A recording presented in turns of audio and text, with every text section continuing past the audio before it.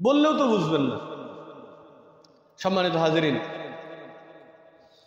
প্রথম নাম্বার দিয়ে শুরু করি। বাংলাদেশে নারীদের বিরুদ্ধে কোনো ওয়াজি করা যাবে না।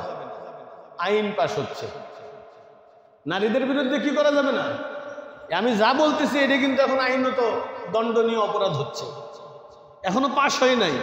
যেদিন পাশ হয়ে যাবে সেদিন কি করা যাবে না, ওয়াজও করা যাবে না। নারীদের নিয়ে কোনো কথা বলা যাবে না, পর্দা ইত্যাদি এই সেই যা মনে চায় করে বেড়াবে, কিন্তু নারীদের নিয়ে কোনো ওয়াজ করা যাবে না। আইন পাশ হচ্ছে, এটা জানেন কে কে বলেন? কয়জন জানেন? কয়জন জানেন বলেন? আমরা নামাজ পড়ি 1000 জন, হয়তো 50 জন আমরা জানছি। 1000 জন আমরা নামাজ পড়বো, সেই 1000 জনের 500 জন আসবে তো আকামত দেওয়ার সময়, হুড়মুড় করতে করতে আসবি। তাইলে প্রথম নাম্বার কোনটা বললাম? নারীদের বিরুদ্ধে কি করা যাবে না, কোনো ওয়াজ করা যাবে না। নারী যত বড়ই অপরাধ করুক না কেন আইনে তার মৃত্যুদণ্ড দেওয়া যাবে না, যত বড় অপরাধী করুক না কেন। ইসলামকে এটা বলছে। হ্যাঁ, তা এই দেশ কাদের? শাহজালালের দেশ, শাহপরানের দেশ, শাহ মখদুমের দেশ। এই দেশে কি আইন বাস্তবায়ন হচ্ছে খেয়াল করে দেখেন আপনি। সামনে আমি যত দূর যাব গা তত শিউরে উঠবে আপনাদের, যে এইগুলিও বাংলাদেশে বাস্তবায়ন হচ্ছে। তাহলে তো তসলিমা নাসরিন প্রধানমন্ত্রী বানানোর দরকার। তসলিমা নাসরিন কি অপরাধ করছিল, ওর প্রধানমন্ত্রী বানানোর দরকার এখন ডাইকাই না। ইউনূস সাহেবের নামে এখানে তসলিমা নাসরিনের বসাইলে একটা আত্মার তৃপ্তি পাওয়া যেত, যে না ঠিক আছে যোগ্য লোক যোগ্য আইন পাশ করছে, তসলিমা নাসরিনের মতো লোকের দ্বারা এই আইন পাশ করাই সম্ভব। তাহলে ইউনূসের এখানে দরকার কি ছিল? ইন্নাল হামদুলিল্লাহ নাহমাদুহু ওয়া নাস্তাঈনুহু ওয়া নাস্তাগফিরুহু ওয়া নু'মিনু বিহি ওয়া নাতাওয়াক্কালু আলাইহি ওয়া নাউযু বিল্লাহি মিন শুরুরি আনফুসিনা ওয়া মিন সাইয়্যাতি আ'মালিনা। من يهده الله فلا مضل له ومن يضلله فلن تجد له وليا مرشدا.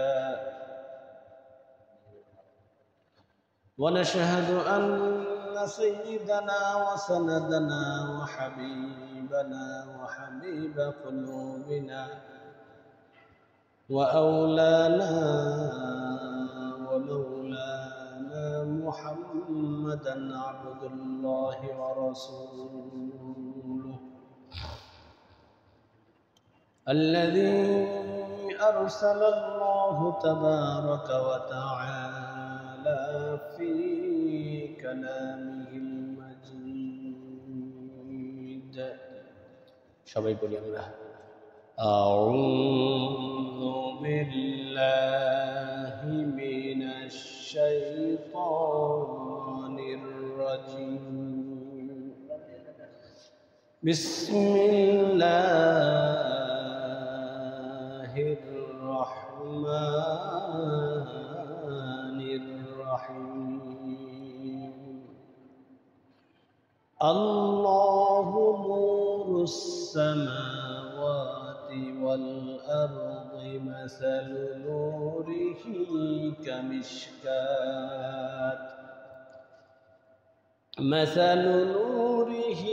كمشكاة فيها مصباح. المصباح في زجاجة، الزجاجة كأنها كوكب دري يوقد من شجرة مباركة زيتونة لا شرقية ولا غربية إلى آخر الآية. وقال تعالى في شان حبيبه ومحبوبه ومعشوقه آمرا ومخبرا إن الله وملائكته يصلون على النبي يا أيها الذين آمنوا صلوا عليه وسلموا تسليما اللهم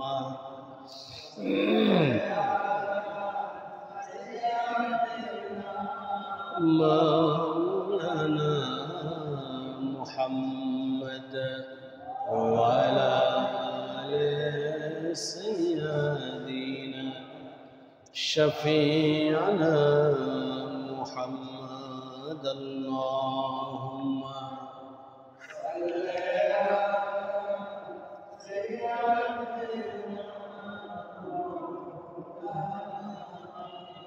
محمد وعلى آل سيدنا شفيعنا محمد هرگز نگفتا گفتا جبرائیل هرگز نگفتا گفتا رب الجلیل اللهم صل على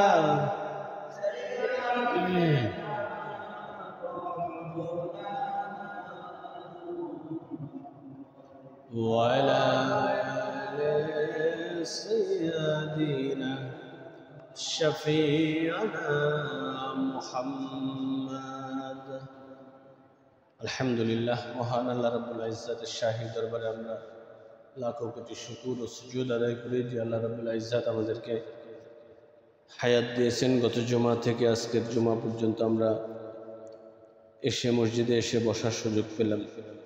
যে আল্লাহ পাক রব্বুল আলামিন আমাদেরকে দয়া করে মায়া করে ভালোবেসে এই সুযোগটি দান করলেন, তার আলিশান দরবারে আমরা কালিমাতুশ শুকর আদায় করি, অন্তরস্থল থেকে ভক্তি নিয়ে মোহাব্বত নিয়ে হৃদয়ের আবেগটাকে উজাড় করে দিয়ে কণ্ঠ ছেড়ে একবার উচ্চ আওয়াজ দিয়ে পড়ি আলহামদুলিল্লাহ। লাখো কোটি দুরুদ সালাম মানবতার মহান শিক্ষক নবী কুল শিরোমণি দো জাহানের বাদশা নূরে মুজাসসাম আফতাবে নবুয়ত খাতামুন নবিয়্যিন ওয়াল মুরসালিন জনাব মুহাম্মদুর রাসূলুল্লাহ সাল্লাল্লাহু আলাইহি ওয়াসাল্লাম। সম্মানিত হাজিরিন, আমি আর আপনি এখনো জীবিত আছি, এটাই হচ্ছে সবচেয়ে বড় ভাগ্যের ব্যাপার। আপনাদের এই মসজিদে আজকে ফজরের পর সম্ভবত একটা মাইকে এলান হয়েছে, মুজাহিদ ভুইয়ার বড় ছেলে, মুজাহিদ ভুইয়ার ভাই শহীদ ভাই আজকে দুনিয়া থেকে চলে গেছেন। আমার আর আপনার মাইকিংটা হবে কখন হবে, কোন ওয়াক্তের নামাজের পরে মাইক বেজে উঠবে, আমরা তো কেউ জানি না, ঠিক কিনা বলেন? নাকি আমরা জানি? জানার কোনো সুযোগ নাই।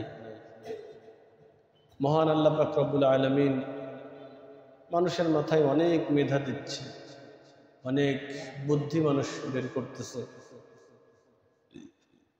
বুদ্ধির ব্যবহার করে মানুষ প্রায় অনেক অসাধ্যকে জয় করেছে, অনেক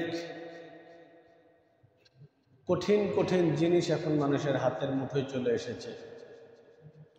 আমরা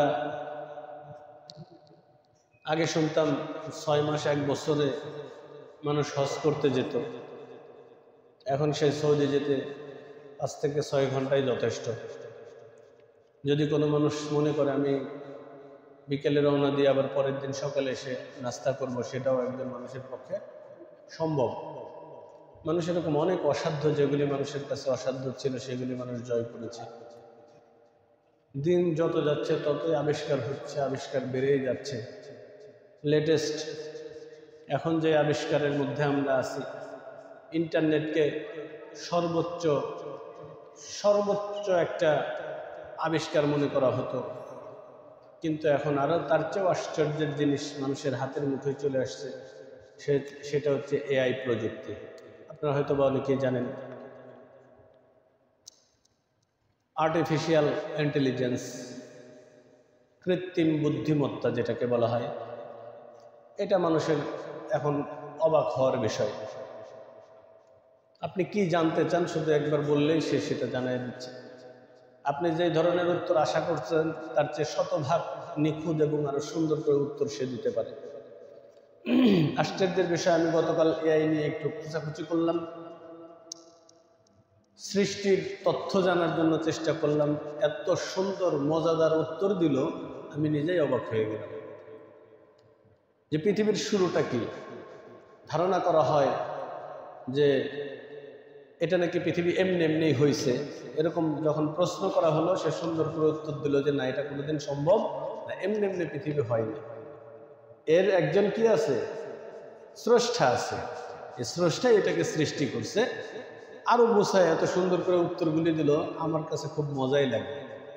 আর মনে হলো যারা এটা তৈরি করছে ওরাও সৃষ্টিকর্তাকে বিশ্বাস করে না, কিন্তু এআই ঠিকই উত্তর দিয়ে দিচ্ছে যে না, কোনো জিনিস একা একা হতে পারে না। সায়েন্টিফিক অনেক ব্যাখ্যা ট্যাখ্যা সহ প্রায় 10 মিনিটের একটা উত্তর, খুব মজাদার একটা উত্তর দিল। দাজ্জাল সম্পর্কে জিজ্ঞাসা করা হলো, সুন্দর সুন্দর উত্তর। মানে এখন মানুষের হাতে লেটেস্ট যে প্রযুক্তিটা আসছে সেটা হচ্ছে এআই, আর্টিফিশিয়াল ইন্টেলিজেন্স। মানুষের কাজ সহজ করে দিবে, মানুষের কথা কমায় দিবে, তবে এর ভবিষ্যৎ খুব খারাপ। মানুষের মধ্যে মানুষের ঝগড়াঝাটি বাড়ায় দিবে, মানুষের মধ্যে মানুষের গোপনীয়তা যেটা সেগুলি থাকবে না, মানুষের মধ্যে মানুষের সংঘাত বেড়ে যাবে। সকালে যেটা দেখে আসছে বিকেলে যা দেখবে সেটা নাই। বিভিন্ন ধরনের, মানে বিজ্ঞানের একটা সূত্র আছে, প্রত্যেকটা ক্রিয়ারই সমান সমান আবার বিপরীত একটা প্রতিক্রিয়া আছে, ঠিক কিনা?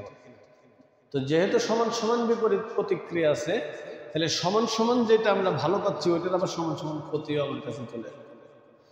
আর বিজ্ঞান যেহেতু এগুলি বের করতেছে, তো ওইখানে ওরা ওদের যেই রকমের চালাইলে ওদের জন্য সুবিধা হয়, ওদের উত্তর দেওয়া সুবিধা হয়, ওদের পিঠ বাঁচায় যা যা করার ওরা সেটাই করবে। মুসলমানের যা ক্ষতি করে সেটা তারা করেই যাবে। ওরা কখনোই ভাববে না যে এইটার কারণে এই সমস্যা হবে। সম্মানিত হাজিরিন, আপনারা অ্যামাজন জঙ্গলের কাহিনী আপনারা জানেন, সেখান থেকে প্রায় পৃথিবীর 27% আসে অক্সিজেন মানুষ পায়। সমগ্র অক্সিজেনের 27% ওইখান থেকে নির্গত হয়। তাহলে বোঝেন, সেটাকে বলা হয় বিশ্বের ফুসফুস, ওয়ার্ল্ডের ফুসফুস বলা হয়। এত বেশি অক্সিজেন ওইখান থেকে আসে। সে আমাজন বন প্রত্যেক দিন 17% করে ধ্বংস করতেছে মানুষ, 17% কেটে কেটে নিয়ে যাচ্ছে প্রত্যেক দিন। তাহলে বলেন, আমাদের উপকারের জন্যই আমাজন জঙ্গল, আবার আমরাই সেটারে ক্ষতি করতেছি। আমাদের উপকারের জন্যই আমার বাড়ির আম গাছ, জাম গাছ সব কিছুই আমরাই আবার সেগুলি কেটে কেটে নিয়ে খাচ্ছি, ঠিক কিনা বলেন? এটাই হচ্ছে মানুষের নেচার।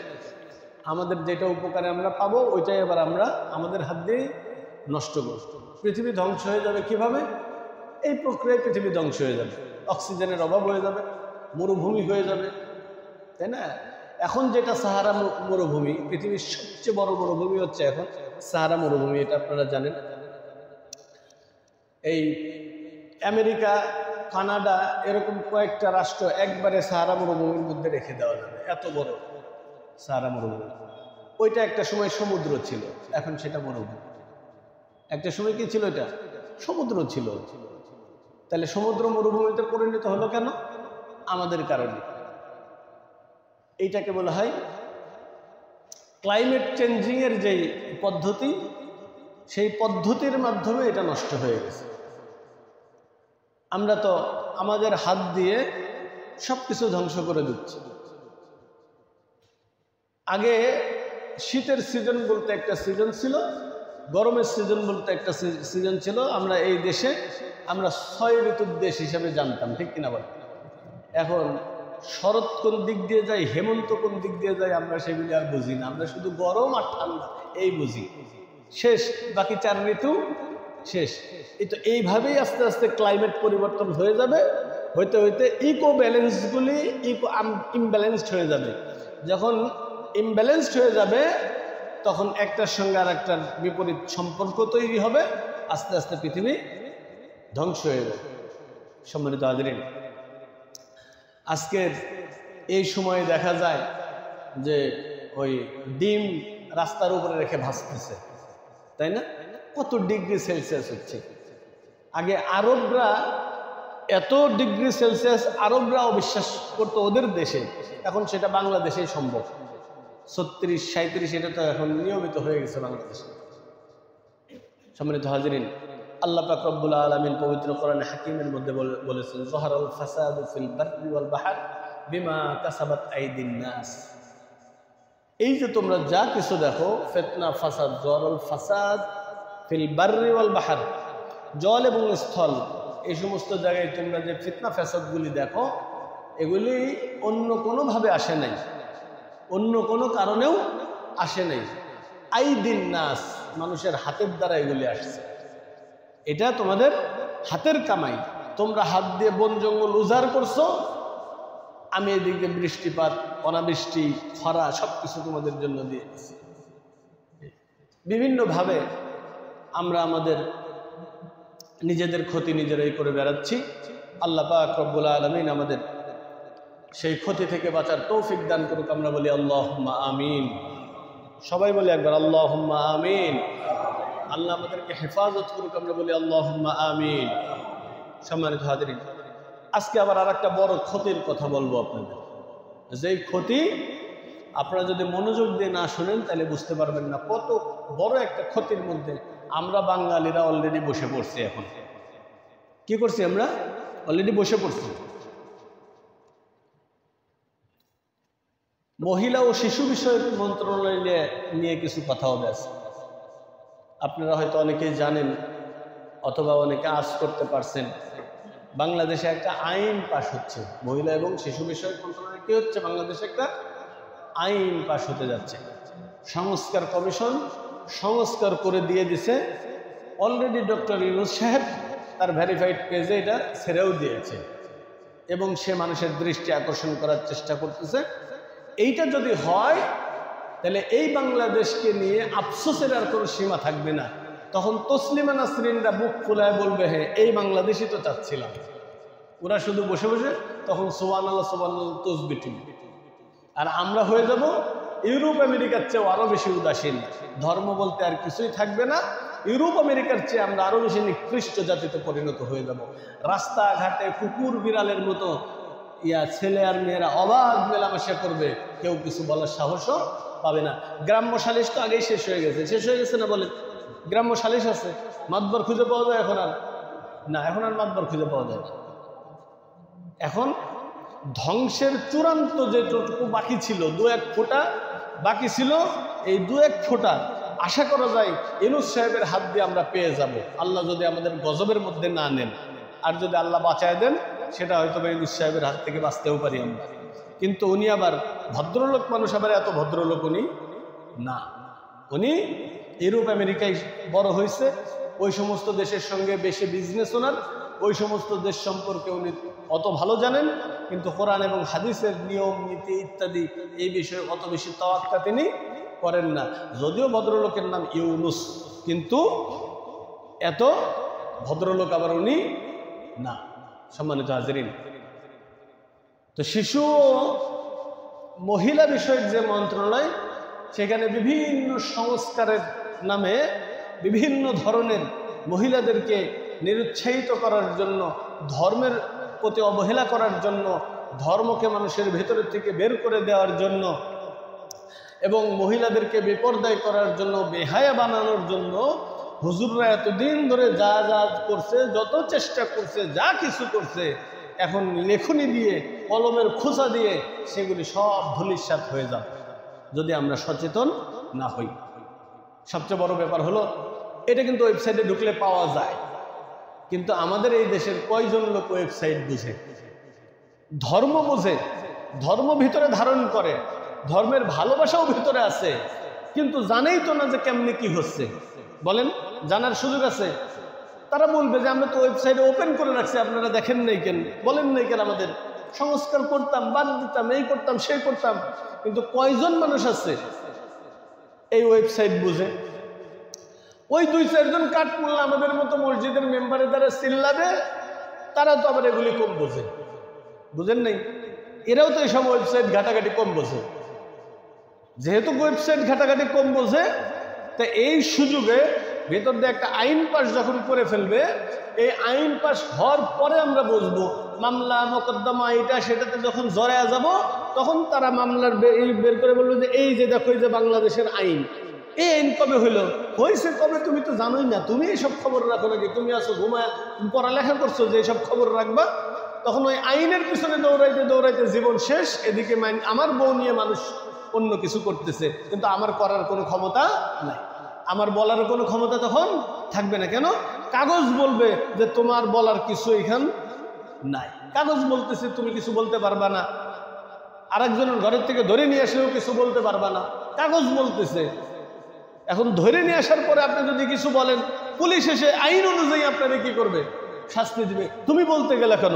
জানো না বাংলাদেশের আইনে বলা নিষেধ? সে তো আইন তো আইন, এক আইন থেকে আর এক আইন ঘুরে ঘুরে ঘুরে ঘুরে তো জান শেষ করে দিবে, কিন্তু কিছু বলার থাকবে না। আমি ওই অধম ঘাটাঘাটি করে বেশ কয়েকটা নোট নিয়ে আসছি। এখন এতগুলি বলতে গেলে তো আপনাদের সময় থাকবে না। আবার আল্লাহর কিছু প্রিয় বান্দা আছে যারা আসবে তো ডাইরেক্ট আইসে হলো রুকুতে ধরবে, তারা কোনোদিন এই সম্পর্কে জানবেও না, ওর বাপমাও কোনোদিন বলবে না, ওর শিক্ষকরাও কোনোদিন বলবে না। ওই বলবে 2-1 হুজুর, তাও তো ও যাবে জুম্মার নামাজে 1 রাকাত শেষ হওয়ার পরে। তো ওরা জানবি কোত্থেকে? বাংলাদেশের আইন কানুন নিয়ম যা হচ্ছে এইগুলি সম্পর্কে ওই হুজুররাই 2-1 বলে, তো ও শোনার জন্য তো মসজিদে যাওয়া লাগবে, তাও তো যায় না। তাহলে এই কপাল পোড়া জাতি নিয়ে আমরা কত দূর আগাবো বলেন? এই কপাল পোড়া মানুষগুলি নিয়ে আমরা কোথায় যাইতে পারবো বলেন? আমাদের তো যাওয়ার রাস্তাও নেই, যাওয়ার জায়গাও নেই, ঠিক কিনা বলেন? এই যে আপনারা ঠিকও জানেন না, তাহলে বলেন আপনারাই কি বুঝবেন? বললেও তো বুঝবেন না। সম্মানিত হাজিরিন, প্রথম নাম্বার দিয়ে শুরু করি। বাংলাদেশে নারীদের বিরুদ্ধে কোনো ওয়াজি করা যাবে না। আইন পাশ হচ্ছে, নারীদের বিরুদ্ধে কি করা যাবে না। আমি যা বলতেছি এটা কিন্তু এখন আইনত দণ্ডনীয় অপরাধ হচ্ছে, এখনো পাশ হয় নাই। যেই দিন পাশ হয়ে যাবে সেদিন কি করা যাবে না? ওয়াজও করা যাবে না, নারীদের নিয়ে কোনো কথা বলা যাবে না, পর্দা ইত্যাদি এই সেই যা মনে চায় করে বেড়াবে, কিন্তু নারীদের নিয়ে কোনো ওয়াজ করা যাবে না। আইন পাশ হচ্ছে, এটা জানেন কে কে বলেন? কয়জন জানেন? কয়জন জানেন বলেন? আমরা নামাজ পড়ি 1000 জন, হয়তো 50 জন আমরা জানছি। 1000 জন আমরা নামাজ পড়বো, সেই 1000 জনের 500 জন আসবে তো আকামত দেওয়ার সময়, হুড়মুড় করতে করতে আসবে। তাহলে প্রথম নাম্বার কোনটা বললাম? নারীদের বিরুদ্ধে কি করা যাবে না? কোনো ওয়াজ করা যাবে না। নারী যত বড়ই অপরাধ করুক না কেন, আইনে তার মৃত্যুদণ্ড দেওয়া যাবে না, যত বড় অপরাধী করুক না কেন। ইসলামকে এটা বলছে। হ্যাঁ, তা এই দেশ কাদের? শাহজালালের দেশ, শাহপরানের দেশ, শাহ মখদুমের দেশ। এই দেশে কি আইন বাস্তবায়ন হচ্ছে খেয়াল করে দেখেন আপনি। সামনে আমি যত দূর যাব গা তত শিউরে উঠবে আপনাদের, যে এইগুলিও বাংলাদেশে বাস্তবায়ন হচ্ছে। তাহলে তো তসলিমা নাসরিন প্রধানমন্ত্রী বানানোর দরকার। তসলিমা নাসরিন কি অপরাধ করছিল? ওর প্রধানমন্ত্রী বানানোর দরকার এখন ডাইকাই না। ইউনূস সাহেবের নামে এখানে তসলিমা নাসরিনের বসাইলে একটা আত্মার তৃপ্তি পাওয়া যেত, যে না ঠিক আছে, যোগ্য লোক যোগ্য আইন পাশ করছে, তসলিমা নাসরিনের মতো লোকের দ্বারা এই আইন পাশ করাই সম্ভব। তাহলে ইউনূসের এখানে দরকার কি ছিল? সম্মানিত হাজির, এটা হচ্ছে আপনারা যেই বই পাবেন, এটার 34 নম্বর পেজে এটা দেওয়া আছে। মৃত্যুদণ্ড দেওয়া যাবে না, সে যত বড় কি করুক, অপরাধী করুক না কেন, মহিলাদের কোনো মৃত্যুদণ্ড হবে না। আগামী সংসদ নির্বাচনে মহিলাদেরকে 300টা আলাদা আসন দেওয়া লাগবে। সেখানে শুধু মহিলারা কি করবে? ইলেকশন করবে। কয়টা আসন চাচ্ছে? 300। আর 300 থাকবেই, মোট 600 আসন হবে। এটা তাদের দাবি। এই সংস্কার কোথায় পাঠাচ্ছে? কমিশন থেকে সংস্কার আসতেছে। এরপরে যদি সিগনেচার হয়ে যায়, আপনারা পুরুষ যারা আছেন তারা ঘরের মধ্যে থাকবেন, মহিলারা ঘরের বাইরে আসবে ইনশাআল্লাহ। যদি বাস্তবায়ন হয়ে যায় তাহলে আর আপনাদের টেনশন নাই, টাকা পয়সা নিয়েও আর টেনশন করা লাগবে না, সংসার চালানো নিয়ে টেনশন করা লাগবে না। সব কিছু কি করবে? মহিলারা করবে, আপনারা এখনো খালি ঘুমাবেন। জাপানে এখন এই সাউন্ড ঠিক করে, জাপানে এখন বিয়ে করার মতো মহিলা পাওয়া যায় না, জানেন নাকি আপনি? জাপানে বিয়ে করার মহিলা নেই। পুরুষরা বিয়ে করতে পারতেছে না, মহিলারা বিয়ে করতে পারতেছে না। কেন? দুইটা বড় কারণ। একটা হলো ফ্রি সেক্সের দেশ, সেই হিসাবে পারতেছে না। আর 2 নম্বর কারণ হচ্ছে ঘর সংসার ইত্যাদি ওদের কাছে ভালো লাগে না।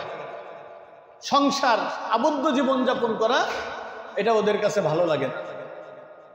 তা আমরা যদি এই যে আইনগুলি দেখলাম, এই সমস্ত আইন যদি পাশ হয়ে যায়, মাশাআল্লাহ, আমাদের দেশ ওই জাপান টাপান হইতে খুব বেশি সময় লাগবে না। যদি অর্থনীতির দিক দিয়ে আমরা ওইখানে যেতে আরো 200-300 বছর লাগবে, কিন্তু বেহায়া, লুচ্চেমি, হারামখোর, হারামিপনা, এই সমস্ত জায়গায় আমরা তো এমনিতেই মোটামুটি আগাই আছি। শুধু এখন রাস্তাটা ক্লিয়ার করে দিবে, বলবে যে এই রাস্তায় চলতেছিল এতদিন, এই রাস্তায় চলো, সমস্যা নাই, এখন আর পুলিশ ধরবে না, তোমার বাপ মাও কিছু বলতে পারবে না, সমস্যা নেই, তুমি এখন এই রাস্তায় আগাও। তা আমরা তো আগের থেকে রেডিমেড হয়ে কাঁচা দিয়েই আছি, বাসি ফু দিবে খালে দৌড় দেবো, ঠিক কিনা বলে? সম্মানিত হাজরিন, এই কমিশনের প্রস্তাব সংবিধান থেকে শালীনতা, নৈতিকতা এই শব্দই তুলে দেওয়া লাগবে। সুবহানাল্লাহ। শালীনতা বলতে কোনো শব্দ সংবিধানে যেন না থাকে, নৈতিকতা বলতে কোনো শব্দ যেন সংবিধানে না থাকে। এই কমিশন প্রস্তাব করছে, এই শব্দ দুটো তুলে দিতে হবে। শুধু ওয়াজ শুনেন না, মাথার মধ্যে নেওয়ার চেষ্টা করেন আর বোঝার চেষ্টা করেন যে তাইলে এই কাগজ কলম নিয়ে কোন শ্রেণীর লোক বইছে, যারা লিখতেছে তারা কোন শ্রেণীর, তাদের জন্ম, বিয়ে ইত্যাদি ঠিক আছে কিনা।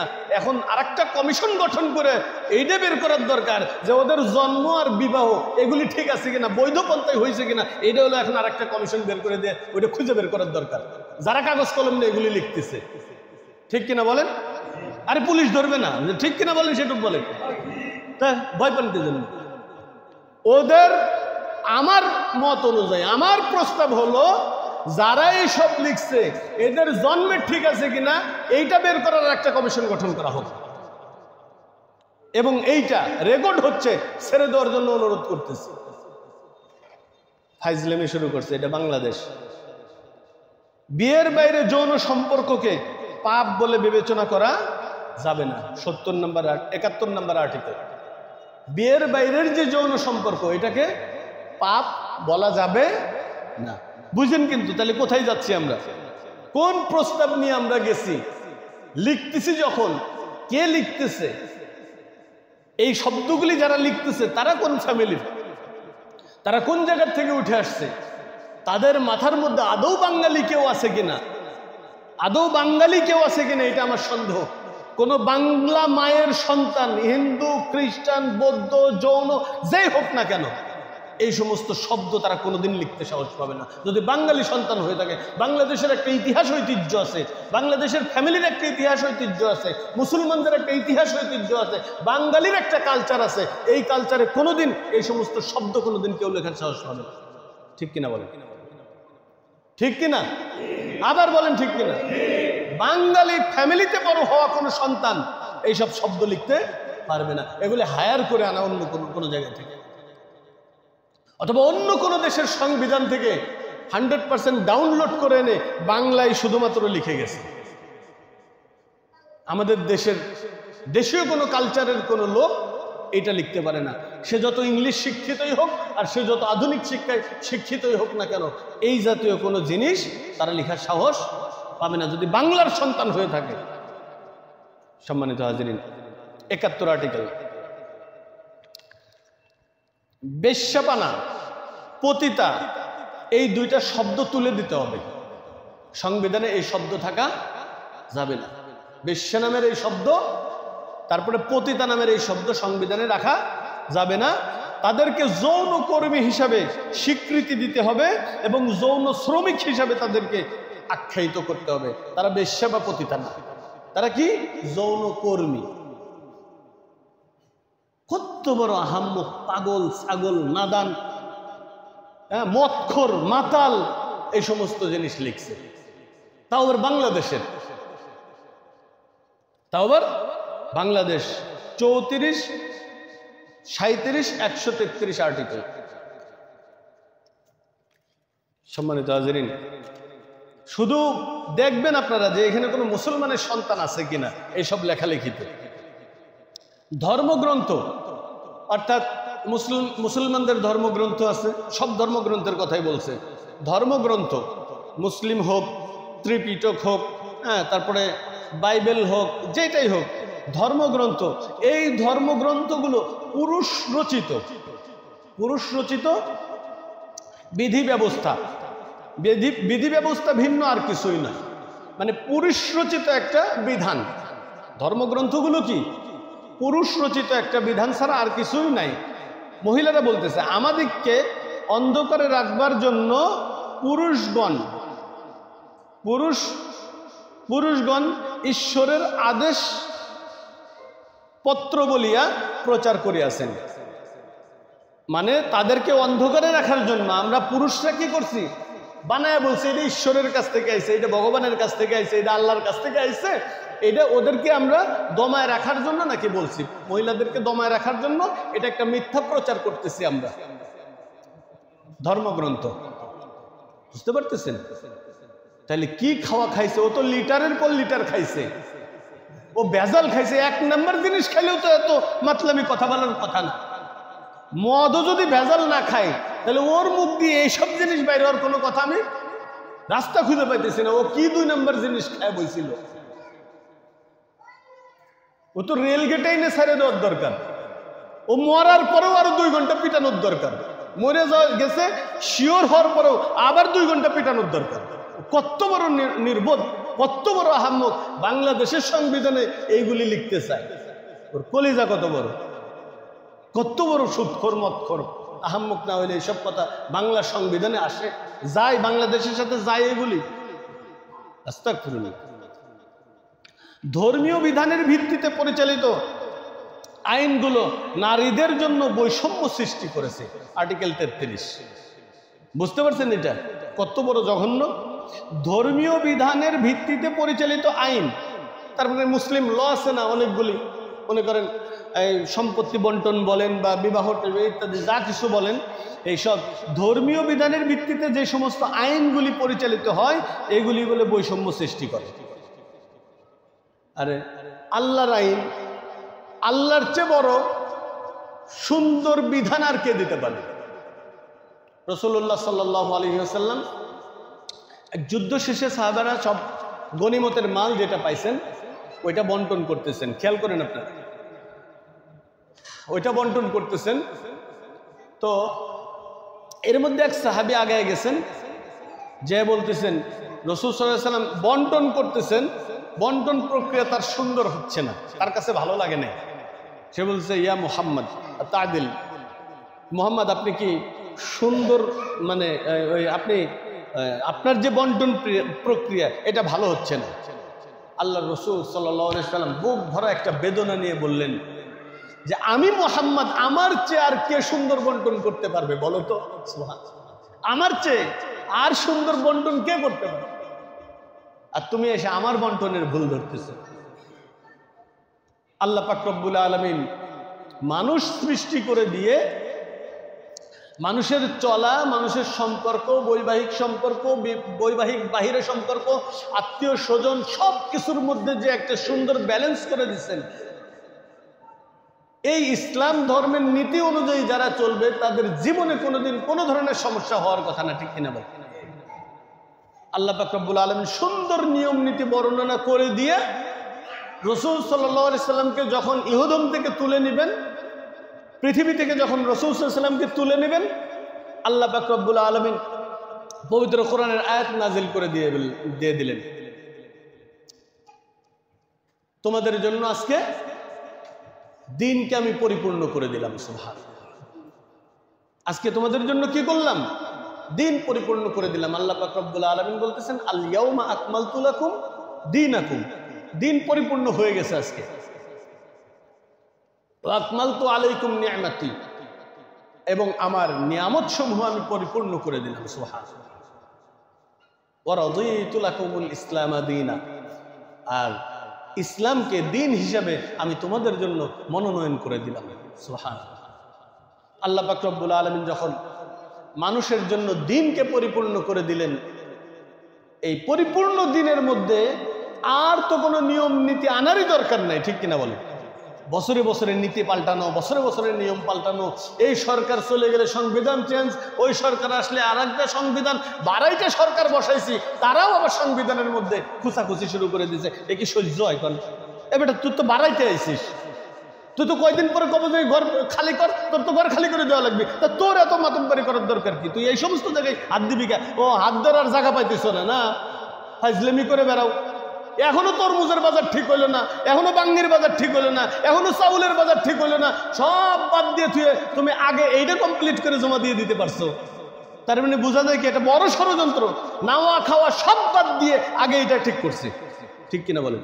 বাজার তো ঠিক করে নেই এখনো, নাওয়া খাওয়া সব বাদ দিয়ে সব কুত্তার বাচ্চাগুলি বইছিল, এইটা ঠিক করছে। আগে আগে এটা জমা দেয়, যে সরকারে আসে আসুক সমস্যা নাই, আগে এটা ঠিক করে দিই, সব বাদ দিয়ে এটা নিয়ে বসছে। কি মনে হয় আপনাদের? বুঝতেছেন কিছু? হ্যাঁ, বুঝবেন না তো।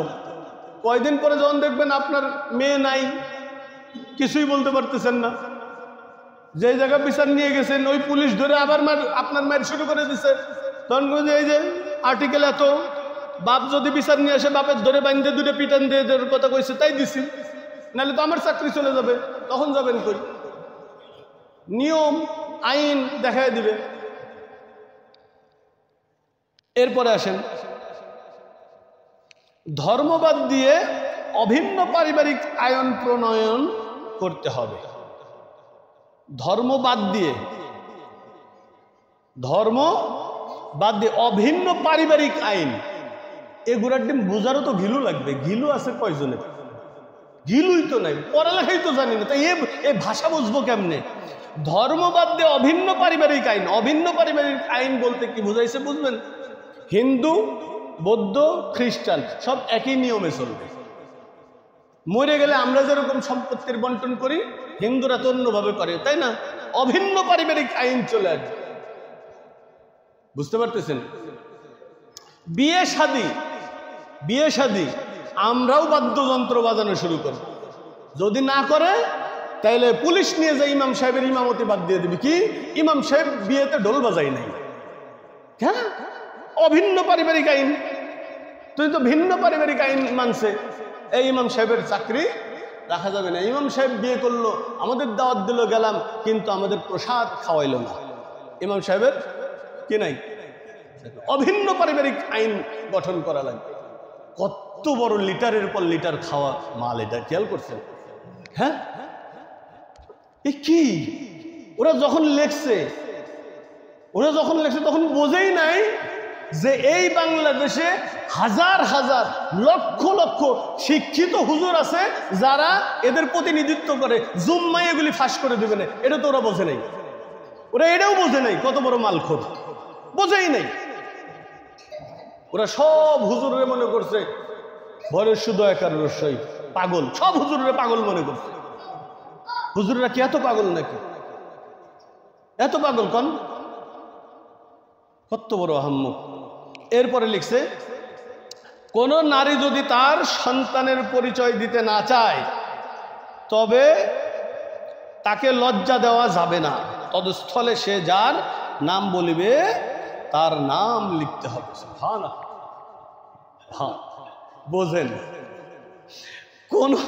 কোন নারী যদি সন্তানের পরিচয় দিতে না চায়, মনে করেন আপনাদের গ্রামের একজন 10 মাস পেট নিয়ে ঘুরতেছে, কিন্তু তার এখনো বিয়ে হয় নাই, পারিবারিকভাবে আনুষ্ঠানিকভাবে এখনো তার কি হয় নাই, বিয়ে হয় নাই, কিন্তু কোত্থেকে যেন পেট বড় হয়ে গেছে। এসব কথা বলতাম না, কিন্তু এদের কারণে বলা লাগতেছে।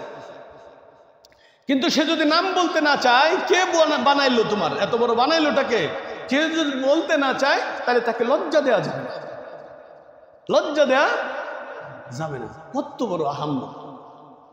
আচ্ছা, এবং সে যার নাম বলবে সেই তার পিতা।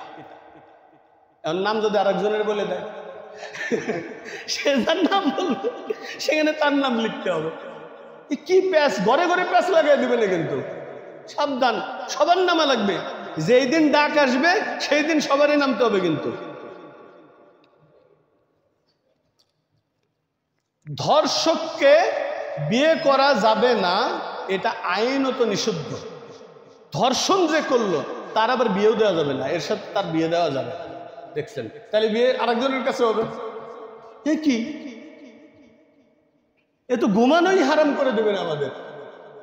রাত জেগে ঘর বাড়ি পাহারা দেওয়া লাগবে, গেট মেট ভালো মতো মজবুত গেট লাগানো লাগবে। কিরা কোন দিক দিয়ে ঢুকে এসে কি কয় না কয় তার ঠিক আছে নাকি? গেট যার যার বাড়িতে নরবরে আছে, শক্ত গেট লাগান, কিন্তু সমস্যা। স্বামী যদি তালাক দেয়, তাহলে তার জায়গা সম্পত্তি সব যোগ বিয়োগ করে ভাগ করে অর্ধেক দিয়ে দেওয়া লাগবে।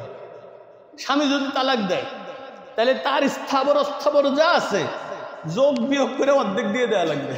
বাহানা লাগবে, আহা, অর্ধেক দিয়ে দিতে হবে।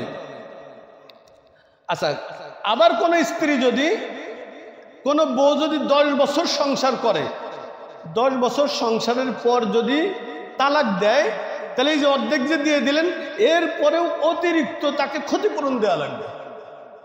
সুবহানাল্লাহ না বলে থাকা যায়? অতিরিক্ত ক্ষতিপূরণ দেওয়া লাগবে। 10 বছর সংসার করছে, অর্ধেক তো দিছেনি, আবার অতিরিক্ত কি করা লাগবে? এখন ক্ষতিপূরণ দেওয়া লাগবে। আল্লাহ, কোন দেশে আমরা কারে ট্যাক্স দিয়ে, ও তো আমার ট্যাক্সের টাকায় তো কলম কিনছিল। আরে সব আমার তো এটা মনেই নাই, ওটা আমার ট্যাক্সের টাকায় তো কলম কিনে লেখছে এসব, আর আপনাদের ট্যাক্সের টাকায় তো খাতা কিনছে। কি 1-2 পৃষ্ঠা লাগছে? আহম্মকগুলি করছে কি আমাদের টাকা পয়সা সব তো জলে ফেলে দিছে সব। স্বামীর বিরুদ্ধে স্ত্রী চাইলে ধর্ষণ মামলাও করতে পারবে, আর্টিকেল 39 and 74। চাইলে কি করতে পারবে? ধর্ষণ মামলাও দিয়ে দিতে পারবে স্বামীর বিরুদ্ধে। কেন? কোনো একটা কারণে লবণ বেশি হয়ে গেছে তরকারিতে, তা আপনার সারাদিন খাটনি বাটনি করে আছেন, মন মেজাজ খারাপ, রাগ বাগ করছেন, দেখা গেল যে পরের দিন সকালে বাড়ি পুলিশ চলে এসে কি আমার ধর্ষণ করছে। এই কোন এগুলি, এ তো পোলা পানো এসব আইন লিখবি না, এটা তো মিলতেছে না, কোনোটা একটার সাথে একটা মিলা লাগবে না, একটার সাথে একটা মিলা তো লাগবে, তো মেলেই না। তো এগুলি আমরা আইন করে কেমন করে? আর যারা করলো ওরা কি পড়ালেখা করে এসব আইন করলো আমি তো বুঝলাম না। তো আমার মাদ্রাসায় এনে ভর্তি করার দরকার, আবার 1 থেকে পড়তোরা।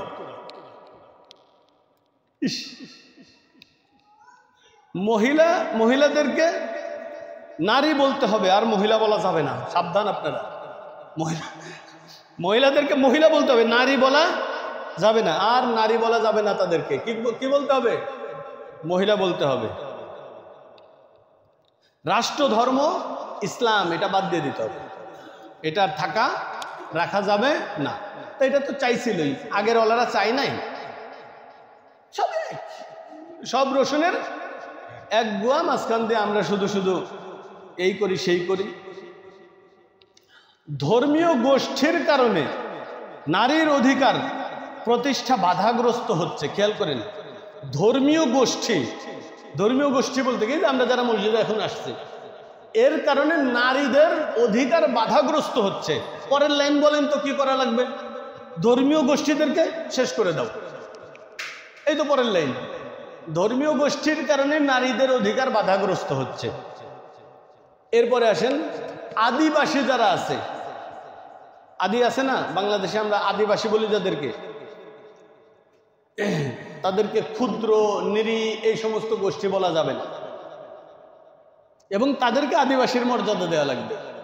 আর আমাদের বাঙালিদের কিছু এখানে কিছু বলা হয় না, আমরা রিফিউজি। হ্যাঁ, মানে আমাদের ওদেরকে আদিবাসী বলতে হবে, কিন্তু আমাদের কিছু না বললে সমস্যা নেই। এবং আদিবাসীদের যত প্রথা আছে ওই প্রথাগুলি রাখতে হবে, প্রথার মর্যাদা দিতে হবে। কিন্তু মুসলমানদের প্রথাগত যত কাজ আছে সব উঠাই দিতে হবে। সুবহানাল্লাহ বলবেন না? মুসলমানদের প্রথা আছে না, মুসলিম সমাজের প্রথা আছে, তো এই প্রথা উঠাই দিতে হবে। কিন্তু ওদের প্রথার উপরে বারবার জোর দেওয়া হয়েছে, বারবার জোর দেওয়া হয়েছে, এদের প্রথা রাখতে হবে, প্রথার উপরে গুরুত্ব দেওয়া হয়েছে। সম্মানিত হাজিরিন, আসেন আমরা একটা স্লোগান তুলি। এইখানেই আছে স্লোগান, 105 পৃষ্ঠায় স্লোগান দিছে। হ্যাঁ, শরীর আমার, সিদ্ধান্ত আমার। 105 পৃষ্ঠায় স্লোগান, শরীর আমার, সিদ্ধান্ত কার? আমার। পুরুষের ক্ষমতা ভেঙে করো সমতা। পুরুষের ক্ষমতা ভেঙে কি করতে বলছে? সমতা করতে বলছে। কারা? এই গাঁজাখোর মদখোর। বলেন, এখন বলেন, এখন গাড়ি ঠিক করে এখনই যা জ্বালানোর দরকার না, বলেন তো এ মানা যায়? আমরা চলতে পারি না, তারপরেও সরকারের কয়টা টাকা দেয় মাঝে মধ্যে,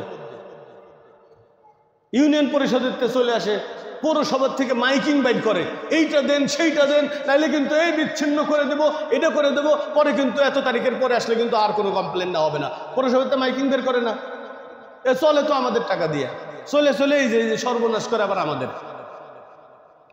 সর্বনাশ আমাদের করতেছে না। এখন বলেন কোন জায়গায় যাচ্ছে দেশ?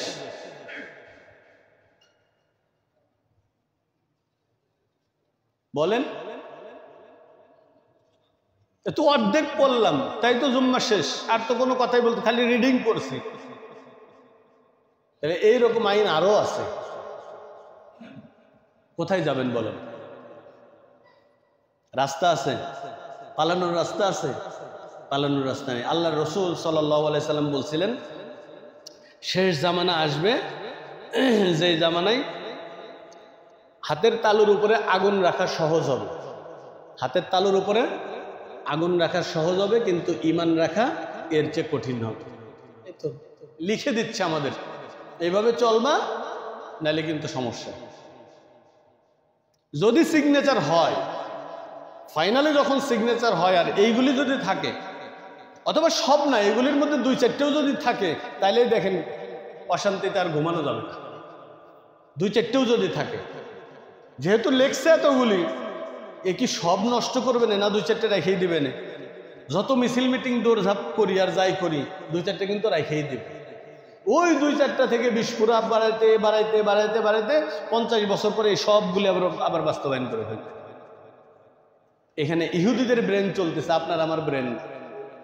আমরা তো এখন খাই, নাক ডেকে ঘুমাই, পরের দিন আবার বের হয়, আবার আইনে আবার খাই, নাক ডেকে ঘুমাই। ইহুদিরা কিন্তু খায় না, ওরা যা খায় তার চেয়ে বেশি জমায়, ওরা যা খায় তার চেয়ে বেশি ওদের সংগঠনকে শক্তিশালী করে। ওই টাকায় আমরা এই যে করতেছি, দেখেন সারা বিশ্বের মুসলমানরা ইহুদিদের পিছনে লাগছে। কোকা কোলা বেচা তো বন্ধ হয়ে গেছে, তাই না? হ্যাঁ, বন্ধ হয়ে গেছে না? আরে মোজো তো আমি আর আপনিই খাই না, কেন? আমি আর আপনি আবার মোজো নিয়ে সন্দেহ ঢুকাই দিছি, বেশ খাওয়া বন্ধ হয়ে যাচ্ছে মোজো। ওরা ওদের জায়গায় স্ট্রং। ওরা প্রথমত যে কাজটা করছে সেটা হলো, ছোট্ট একটা দেশ কিন্তু অর্থনৈতিকভাবে 100% স্ট্রং হয়েছে। আগে অর্থনৈতিকভাবে শক্তিশালী হও, পরে অন্য কিছু করবে। অর্থনৈতিকভাবে এত বেশি শক্তিশালী ওরা, ওদের যে সমস্ত সংগঠন আছে সব সংগঠন ওদেরকে সহযোগিতা করে। এই বাঙালিরা, এই আমরা মুসলমানরা পারি না কেন?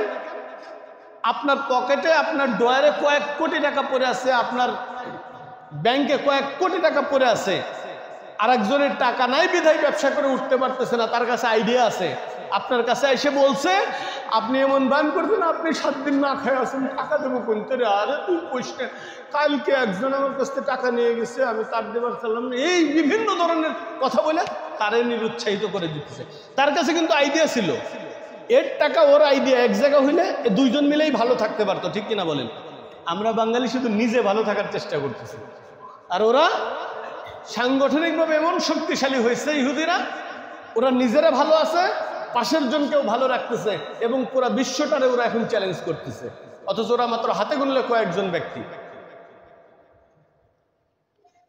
ওদের আপনারা যদি সার্চ দেন পাবেন, ইন্টারন্যাশনালি যত বড় বড় কোম্পানি এই পৃথিবীতে আছে, যত বড় বড় কোম্পানি এই পৃথিবীতে আছে, সব কোম্পানি ইহুদিদের টাকায় চলে, এবং ওরা হচ্ছে শেয়ারের মাদার শেয়ার। আপনারা জানেন, অনেকে হয়তো প্রাইমারি শেয়ার নাম শুনছেন, সেকেন্ডারি শেয়ারের নাম শুনছেন অনেকেই। প্রাইমারি শেয়ার, সব প্রাইমারি শেয়ার ইহুদিদের হাতে। পৃথিবীর যত বড় বড় কোম্পানির নাম বলবেন, যেখানে অর্থলগ্নি প্রতিষ্ঠান আছে, যেখানে টাকা খেটে আবার টাকা পাওয়া যায়, এখানে সব প্রাইমারি শেয়ারগুলি ওদের মালিকানা ওরা। তাহলে সারা বিশ্বের যত মানুষ যত কাজ করতেছে, আপনি আমি যত কাজ করতেছি, দিন শেষে ওদের অ্যাকাউন্টে এই টাকা জমা হয়, ওদের অ্যাকাউন্টে এসব টাকা জমা হয়। হাজিরিন, আমরা যদি না জাগি কোনোদিন সকাল হবে না, কোনোদিন সকাল হবে না। যে অন্ধকার তিমিরের মধ্যে আমরা ডুবে গেছি, এই অন্ধকার থেকে আমরা আর কোনোদিন বের হইতে পারবো না। সন্তানদেরকে শিক্ষিত করেন, সন্তানদেরকে শিখান। আর সন্তান তোমরা যারা আছো, সারাদিন ওই ফেসবুকের আবিজাবি নিয়ে পড়ে থেকো না। শিখা যায় এরকম জিনিস নিয়ে কাজ করো, গবেষণা করা যায় এরকম জিনিস নিয়ে কাজ করো। কি করো সারাদিন মোবাইল নিয়ে, বাপের পকেটের টাকা চুরি করে এই এমবি কেন সেই এমবি কেন, বাপের সাথে জিদ করে এইটার টাকা পরিশোধ করো, ওই ওয়াইফাই বিল পরিশোধ করো, করোটা কি, দেখোটা কি? সারাদিন উপরে পড়ে থাকে, লাভটা কি? তোমাদের কাছ থেকে যদি ভালো কিছু না বের হয়, তাহলে আজকের জাতি, আজকের এই সমাজ আর সামনের দিকে যাবে না।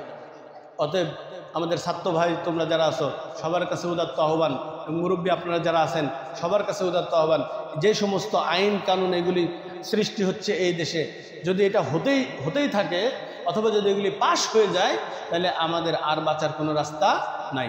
আল্লাহ পাক রব্বুল আলামিনের কাছে পানাহ চাবো, এবং জাতীয়ভাবে আন্তর্জাতিকভাবে আমাদের যদি কোনো ডাক আসে, কোনো প্রোগ্রাম আসে, ইনশাল্লাহ আমরা এই সমস্ত নারী কমিশন, এই সমস্ত জিনিসের বিরুদ্ধে যখন যেটা আসে আমরা অবশ্যই ঝাঁপিয়ে পড়বো ইনশাআল্লাহ। আল্লাহ পাক রব্বুল আলামিন আমাদের সেই কথা, আমাদের কাজকে কবুল করুক, আমাদের কাজ এবং কথার মধ্যে বরকত দান করুক। আমরা বলি আল্লাহুম্মা আমিন। ওয়া আখিরু দাওয়ানা আনিল হামদুলিল্লাহি রাব্বিল আলামিন। আসসালামু আলাইকুম ওয়া রাহমাতুল্লাহি ওয়া বারাকাতুহু।